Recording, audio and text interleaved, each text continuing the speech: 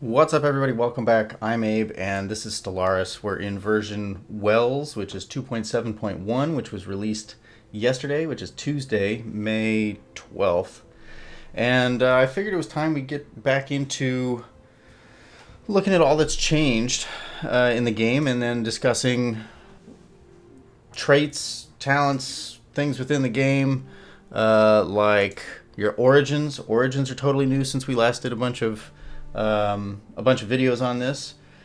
The government and ethics, a lot of this has changed. So I figured that I would walk through this one by one, and then we get into some games and see some of the fresh new stuff that they've added. I was playing yesterday at the end of the day, and I came across a planet that was completely shielded. I hadn't seen anything like that before. So I'm excited to come across all of the new stuff, and let's just jump right in. So in this first one, I've created a new species, and we're just going to walk through it. And it starts you with, appearance, the species name, the name list, like what name your ships have and all of that. But that's all personal preference. I'll leave that to you. And I wanted to just go through and spend this video on the traits, what they're worth, what they're maybe not worth, and how to think about assessing whether they would work for you. So one option, obviously, or maybe not obviously, is to take a bit of a role-playing approach and to think of yourself and say, I'm a race that is, I don't know, my most recent creation was a plant-based people, and I figured that they were pretty friendly, maybe have a hive mind because they share a root structure, and then I went through and I picked, environmentally oriented traits and general origins, as well as let's see, name and class. I picked the world type that I thought was most friendly to, there we go, government and ethics. That was most friendly to trees and plant life. And I picked a Gestalt consciousness, and then a hive mind. And then there were a number of civics that, much like I mentioned, where is it? One of these is to make people like you more, which is empathic. And then another one is, I thought it was environmentally focused, but natural neural network, I think, is what I ended up with. Anyway, it's neither here nor there. Traits. So I just locked myself into this. Let me unselect that, and we'll go back through it. Now,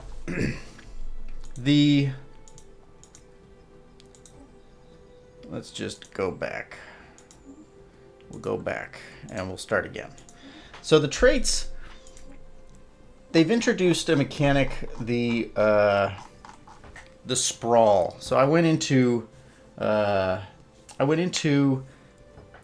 bit of research looking into tall strategies because I saw that was a thing. It was a much more manageable strategy in the game to just have like 3 or 4 planets, and it manages your administrative capacity or your galactic sprawl. I forget the exact word that's used in the game, but if you can keep it out under the certain limit, then all your research options are cheaper, everything is cheaper and easier to manage. And so along those lines, managing your administrative capacity is a very important thing, and at this point in the game, you can actually increase your administrative capacity as much as you want. You can add administrative buildings and bureaucratic jobs to all of your planets, and that will help offset the impact that population growth has on your administrative capacity. So that will come into play here. So there's agrarian traits, which add how much food you're getting, which, depending on the origin that you pick, might be something that would really help you. So as a tree people, for example, with a tree of life-based origin,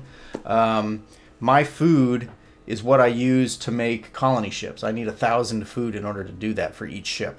So maybe this is something that you would be interested in. And again, at the roleplay level, this species has a deep connection to the land and make expert farmers and gardeners. So if you're a plant people, maybe that makes sense. Ingenious, additional energy credits per worker that generally creates energy credits. Industrious, additional minerals. So as you get into some of these other things, there will be synergies that you can find where minerals, in one of my other games, instead of, because I think it actually is this tree race, because I am a hive mind, there are no consumer goods, and everything just costs minerals. So maybe minerals would have been a more advantageous selection. There's intelligence, and that gives you a bonus to research in engineering, science, and society.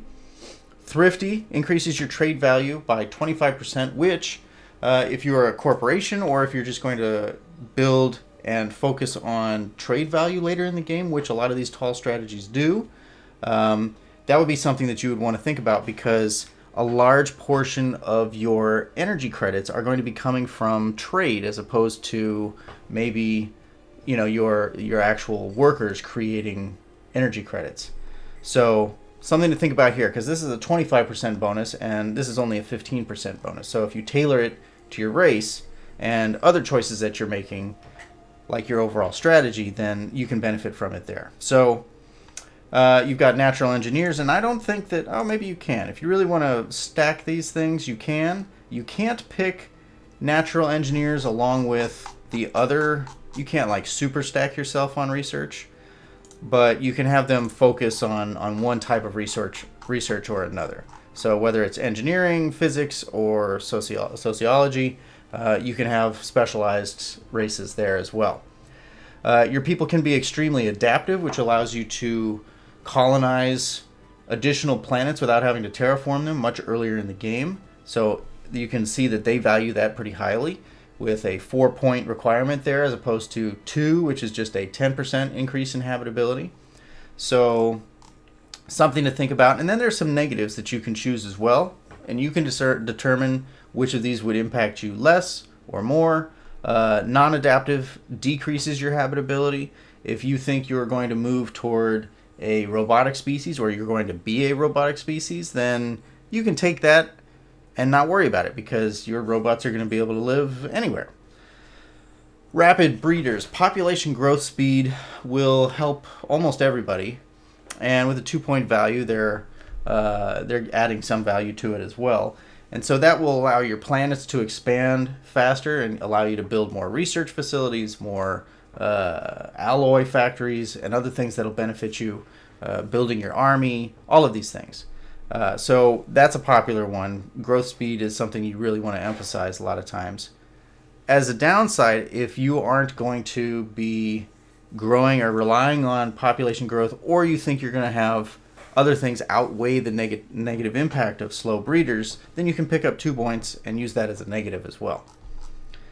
Talented, you can increase your level cap for leaders and make them more effective at their jobs the longer they are there. Quick learners, additionally, so you could pair these two together, for example, and not only would they gain experience faster, but they would have a lot longer to live at this higher level that they'll be able to reach because of the talented trait. So think of some of the synergies that you can form here. Slow learners, again, maybe that you want the alternate, and you don't care so much about that because you've got other ways to either increase their experience gain, or maybe you're going to pair this slow learners with something that makes them live longer, right? Like this. Maybe they're going to live 80 years longer, and it's okay if they don't level up that fast because, you know, they got a long time to enjoy life, so to speak.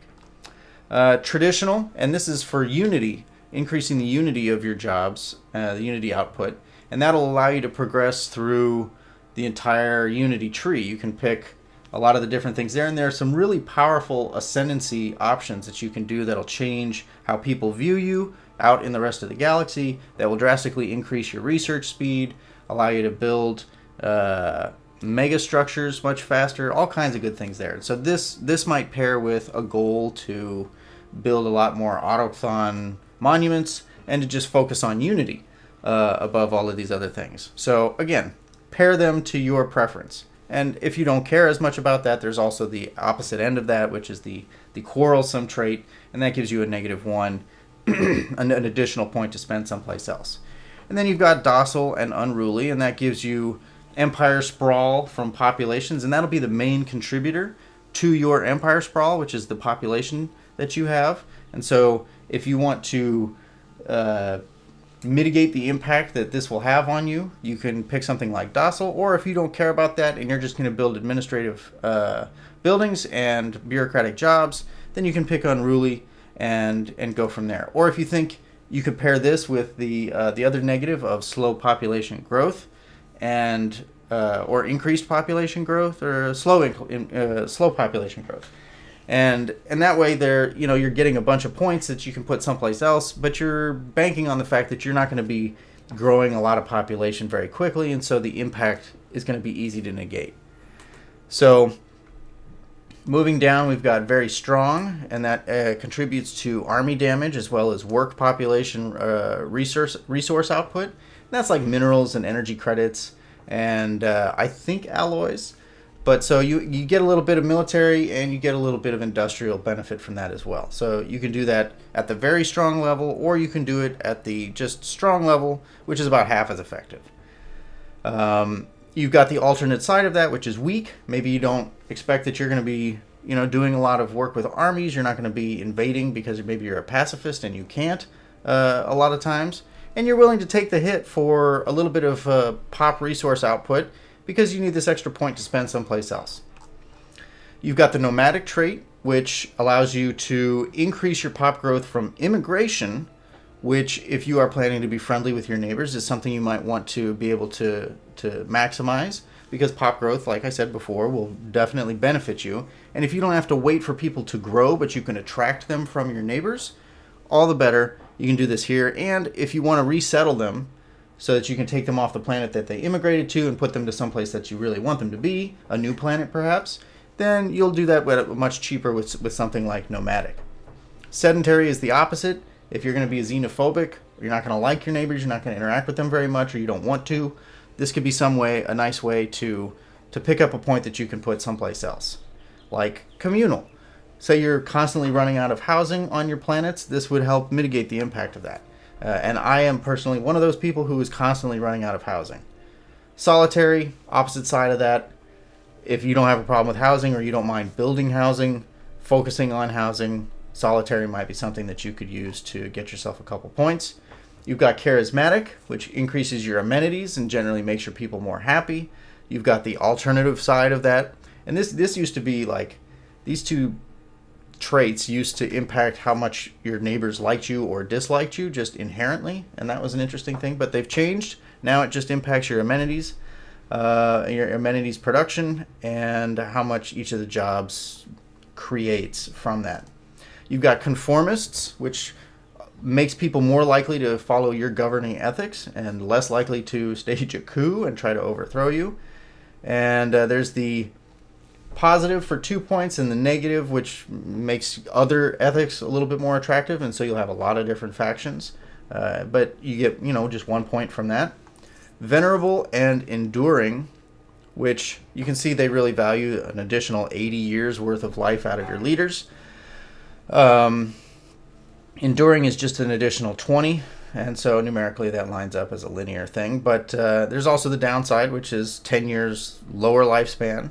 If you're going to focus, one thing that I've thought about is, if you're going to focus on research, you're going to be researching ways to extend the life of your leaders anyway. And so maybe this is an easy way to pick up an additional point. You can make your leaders live shorter lifespans initially, but you know that you're going to be researching their longer lifespans later, and that impact is going to be negated down the line. And then down at the end here, we got Decadent, where you're picking up a point because your workers and your slaves are less happy than they otherwise would be, and you may be thinking, my slaves are never going to be happy anyway because they're slaves, at which point you probably don't have a problem picking this. Resilient, defense army damage, additional 50%, and that's pretty big if you think that you're going to be pissing off your neighbors and getting attacked. Conservationist, pop consumer goods upkeep, negative 10%, and now that I think about this, I might have chosen this for a hive mind that doesn't use consumer goods and wasted a point there, but we'll figure that out. And then the negative side of this, which is wasteful, and your consumer goods upkeep is increased. Now, you might consider, as you trade these things off, that consumer goods are the material that is used by research facilities and a number of other, I think, cultural facilities as well. So if your upkeep is increased, you're going to need to be building many more of those consumer goods factories. So that's traits. That's all we're going to get into on this video. Thanks for watching. There are going to be a bunch more coming as we talk about the rest of the the starting factions, looking at what the new game options are, and then jumping into a new game, things to think about at the very beginning, and how to set yourself up for success for the mid game and the end game. Thank you for watching, and I'll catch you in the next video.